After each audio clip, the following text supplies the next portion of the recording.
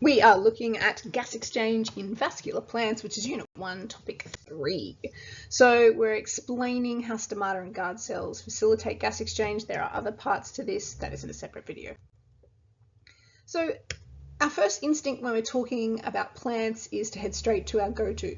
Plants make oxygen via photosynthesis, but it's also really important to remember that plants, like any other organism, must also make sugars to create their own energy, so they undergo cellular respiration, right? So all the cells in the plant require energy, same as any other organism, and in that process of making it will create waste carbon dioxide, but in the leaves photosynthesis is occurring to create oxygen and glucose needed for the process as well. So plants are pretty multi-talented and they complete both processes. Now, vascular plants are those types of plants which, like complex animals, they have specialized cells and tissues within their biomass. And these special cells and tissues will be able to exchange gases, transport waste, transport substances, similar to the roles of our own circulatory system in our body, right, with the bloodstream. So vascular tissues are specifically present to participate in these transport roles, and we'll learn more about that in the next lesson. But the non-vascular plants are like mosses. You know, they're pretty small, they're pretty simple, they have fewer specialized tissues, and they can often exchange gases directly with the atmosphere, with openings in their bodies, I guess you could say bodies, to get them directly into their cells. It's not as efficient, even though it does sound quick. So we know that plant cells, as opposed to, say, animal cells, have specific structures within them to assist them in this function. We are talking about things like chloroplasts, cell walls, vacuoles, and like complex organisms, they will have a variety of cell types which are specialized for their own roles here. So biology is all about that structure and function. This is no different.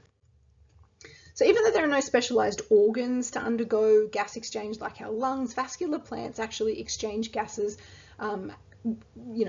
as special openings in the epidermis, so in that kind of outside layer. The epidermis is a specialized layer of cells that protect the outside of the leaves. It's sort of the equivalent of your skin, essentially. And the special openings are stomata, or a singular stoma, and these regulate gas exchange. When they're closed, very little exchange can happen, so the plant is kind of still in control of what it's doing based on what those stomata are doing, opening or closing. So for us to understand how gas exchange actually occurs in the leaf, it's best to look at the types of specialized cells which actually exist there. If we don't understand that, it's very hard to understand structure and function. So a cross-section of a leaf can look like this, and it can inform us of all the different parts that gas exchange can occur in. So the epidermal cell covers that top. You can see upper epidermis and lower epidermis. So the outer surfaces, it's protection for the leaves, the flowers, the roots, whatever it is. They have a really flat shape. It's, interlocking pavement, I guess. Cell walls as well there, and they have no need to photosynthesize, so there's no chloroplasts, and they're pretty transparent because they actually have to let the light in. And these are sometimes called pavement cells, since they don't have a regular shape, but they are doing that interlocking to protect. So that's our epidermal cells, and if you have a look at them under the microscope, that's about what they look like, that interlocking feature.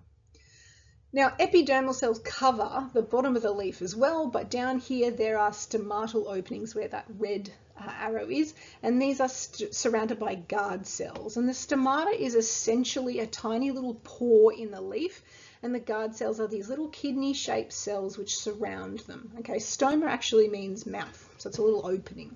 And the guard cells, which you can see there, those two little banana-shaped cells on the outside. The guard cells contain chlorophyll, making them a little bit different to other cells in the epidermis, but they can also change shape by extending lengthways, which allows them to open or close depending on what the plant needs or what the environment or the conditions are like. So these cells are working in pairs. They're joined at each end, and they expand when they're full of water, making them open up and allow for gas exchange. And they exist on the bottom of the leaves to avoid being dried out by the sun. It's their job to balance out how much water is lost and how much CO2 is being let in. Now, the other important cells for this process are called the mesophyll cells, and these are like middle leaf cells. So the palisade mesophyll cells are these really long cylindrical cells. They're packed together really, really closely, and their main job is photosynthesis, okay? They're packed with chlorophyll. They usually show up super green when you're looking at them on the microscope, and they're the green that we're seeing being reflected back from the top of the leaf because that light is coming through that see-through epidermis. Now the spongy mesophyll cells are rounder and shorter. They're more loosely packed. They're below the palisade mesophyll cells, but they're still doing the same job, right? These cells are covered in this thin layer of water. It allows the gases, so the oxygen that's being produced during photosynthesis, to actually dissolve into them, and also the CO2 from cellular respiration as well. So all these cells work in tandem to make sure that photosynthesis is happening and that gas exchange is occurring simultaneously. So there's lots of steps to this process, and we'll learn more about the transport of water and sugars next lesson. Okay, but that's our main set of processes. So as usual in biology, every structure within the leaf is adapted for a specific function. And this might be referring to its shape, the organelles in it, cell contents, its processes, or the way it fits around other similar cells in that tissue. So epidermal pavement cells, palisade cells, the spongy mesophyll, they all play a role in intake and production of gases.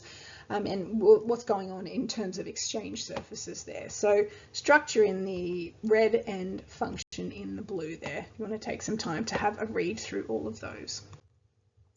Remember, this is just focusing on explaining how stomata and guard cells facilitate that gas exchange. So remember, all those other cells that are around there are part of this process, making sure you know how stomata and the guard cells fit into these processes.